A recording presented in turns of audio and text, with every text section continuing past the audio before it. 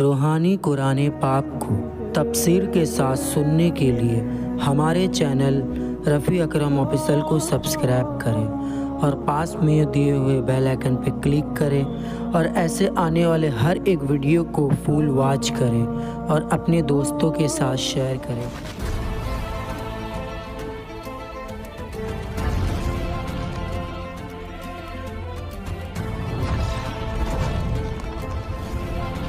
أعوذ بالله من الشیطان الرجیم، پناہ مانگتا ہوں میں اللہ کی شیطان مردود سے۔ وَإِذِ اسْتَسْقَىٰ مُوسَىٰ لِقَوْمِهِ فَقُلْنَا اضْرِب بِّعَصَاكَ الْحَجَرَ فَانفَجَرَتْ مِنْهُ 12 عَيْنًا قَدْ عَلِمَ كُلُّ أُنَاسٍ مَّشْرَبَهُمْ كُلُوا وَاشْرَبُوا مِن رِّزْقِ اللَّهِ وَلَا تَعْثَوْا فِي الْأَرْضِ مُفْسِدِينَ۔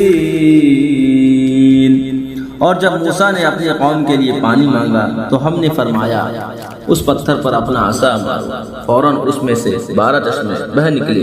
ہر گروہ نے اپنا گھاٹ پہچان لیا، کھاؤ اور پیو خدا کا دیا اور زمین میں فساد اٹھاتے نہ پھرو۔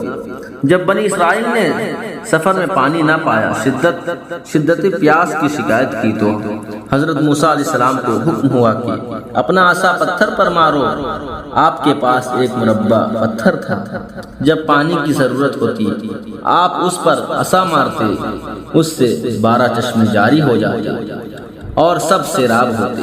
یہ بڑا معجزہ ہے، لیکن سید انبیاء صلی اللہ تعالی علیہ وسلم کے پاس کہ انگشت مبارک سے چشمے جاری فرما کر جماعت کثیرہ کو سیراب فرمانا اس سے بہت اعظم و اعلیٰ ہے، کیونکہ عضو انسانی سے چشمے جاری ہونا پتھر کی نسبت زیادہ تعجب خیز ہے۔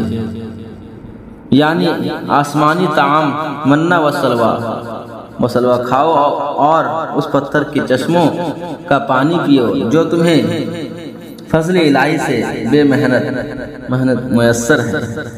صدق اللہ العظیم۔